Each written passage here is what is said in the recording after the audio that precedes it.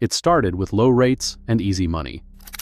Now, the American sailboat market is in freefall.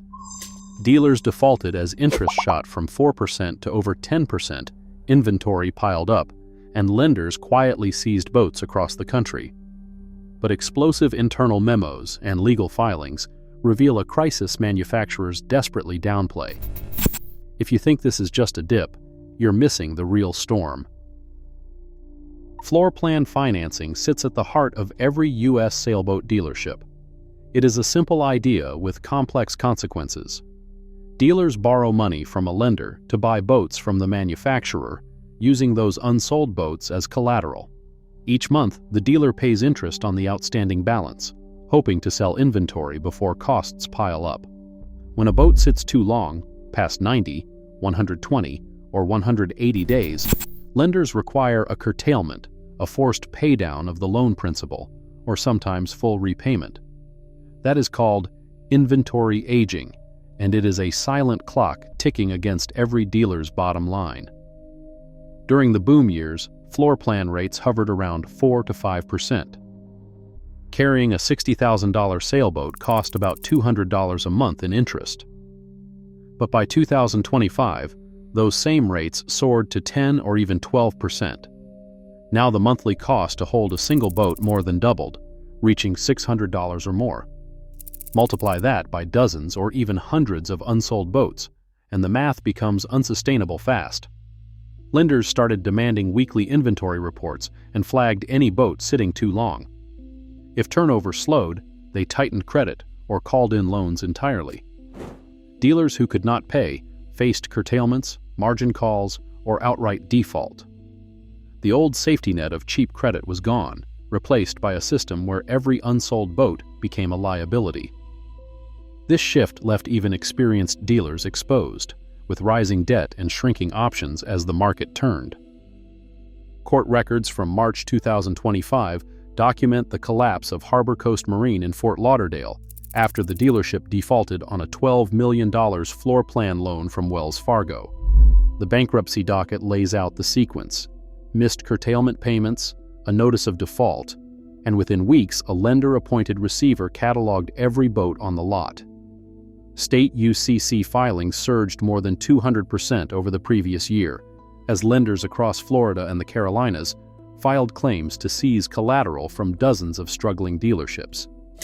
One whistleblower, a former finance manager at a mid-sized dealer, described a flood of internal emails from late 2024. He said they got a memo from the lender's asset team demanding weekly inventory audits, no exceptions.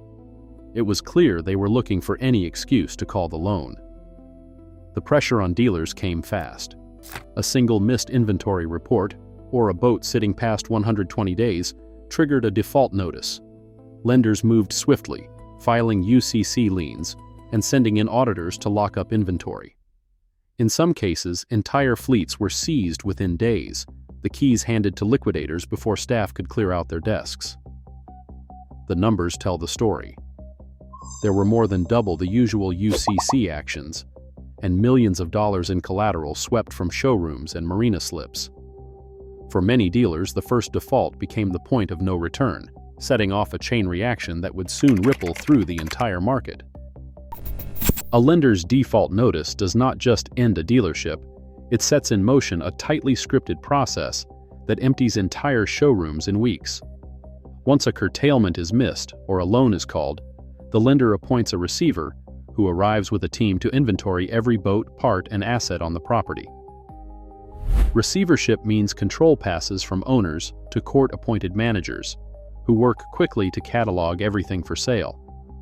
Within days, boats are tagged, photographed, and assigned lot numbers for auction, sometimes while employees are still boxing up personal items.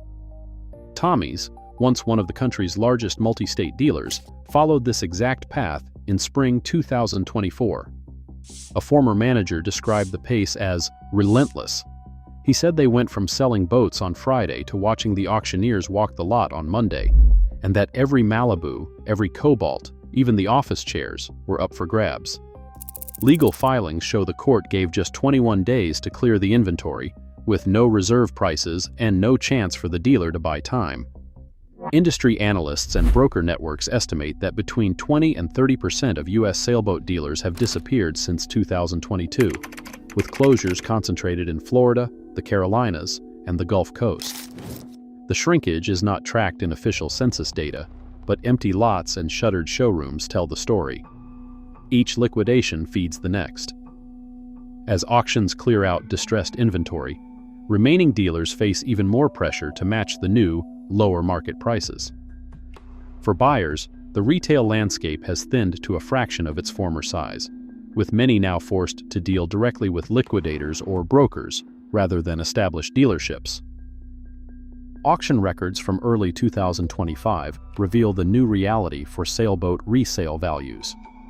In one court-supervised sale, a 2018 Beneteau Oceanis 30.1, originally listed at $174,000, sold for just $72,500. That is 42% of its retail price, and it was not an outlier. National auction sheets document similar discounts across dozens of models, with hammer prices routinely landing between 40 and 60% of their original MSRP. For some older or overstocked boats, the numbers dipped even lower, especially in storm-prone regions where insurance is scarce and demand has evaporated. The impact is visible in the data. According to NADA guides, resale values for 30 to 45-foot production sailboats have dropped 10 to 20% since 2022. Median sold prices are down about 3% year over year, while the average time a boat sits on the market has climbed to 172 days, a 15% increase. Broker networks report a swelling backlog of unsold inventory, with listings outpacing buyers by a wide margin.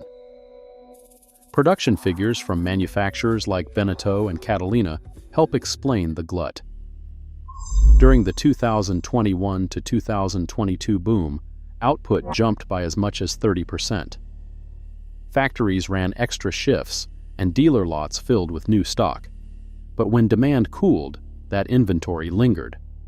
By 2025, the market faced a surplus, with dealers and liquidators racing to offload boats at whatever price they could get. A data analyst at NADA describes the effect. Every time a batch of repossessed boats goes to auction, it resets the comparable sales for everyone else. Dealers have to match the new, lower prices, or risk holding inventory even longer. The NMMA supply and demand chart shows the imbalance: supply up sharply, demand trailing far behind. For current owners, the result is clear: equity vanishes, and resale values are anchored to the latest distressed sale. Buyers expecting stability instead find a market where prices are dictated by liquidation, not negotiation. Insurance premiums for sailboats have climbed over 70% since 2021, according to comparative quote sheets from major underwriters. A 35-foot cruiser that cost $1,200 per year to insure 5 years ago now faces annual bills of $2,000 to $2,500, or finds coverage denied altogether in storm-prone regions. One marine insurance underwriter says they are pricing risk for 2026 based on the last 5 years of claims data, and they say storms, repair costs, and liability are up, so premiums have to reflect that. These hikes are not limited to new buyers. Owners who purchased during the boom are now receiving non-renewal notices or facing deductibles so high that a single claim could wipe out any remaining equity. On the maintenance side, yard managers and certified surveyors report that repair bills for repossessed or auctioned boats are running 25 to 40% higher than pre-pandemic averages. Deferred maintenance, parts shortages, and labor inflation drive up costs, especially for boats pulled from liquidation lots. For owners, rising premiums and unexpected repairs make it nearly impossible to simply wait out the downturn. Every month brings new invoices, and the financial pressure ratchets higher, regardless of whether the boat ever leaves the slip. A Florida couple signed for a Beneteau Oceanis 46.1 in late 2021, putting $345,000 on the line with a 15-year loan. By 2025, their loan balance stood at $312,000, but the highest broker offer was just $275,000. Their insurance was canceled after a major hurricane season, and the only replacement policy cost $12,000 a year, nearly triple what they paid before. Maintenance bills climbed too, with parts shortages and yard rates pushing annual costs up 35%. Each month, the gap between what they owed and what their boat was worth grew wider. On the West Coast, a Lagoon 420 buyer faced a similar spiral. They bought the boat new in March 2022 for $520,000, and the boat's value dropped to $410,000 in 3 years. The loan balance was $485,000. Their insurer refused renewal, and the only available quote came in at $18,000 a year. Drought closures at their marina forced extra storage fees and repairs, adding to the strain. In the Great Lakes, a Jeannot Sun Odyssey 440 owner watched equity vanish almost overnight. Purchased for $380,000 in 2023, the boat appraised at $310,000 2 years later, with a loan balance of $350,000. Insurance was canceled, and the new premium quote soared to $9,500.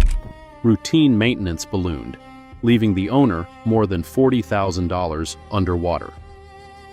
For each of these buyers, contracts and loan statements tell the story. The math no longer works, and there is no easy way out. Right now, 1 in 4 new sailboat owners faces negative equity, a risk that is not fading with time. As market uncertainty deepens, informed decisions matter more than ever. The illusion of safe harbor is gone. Navigating these waters now demands vigilance. Share your thoughts below and join the conversation.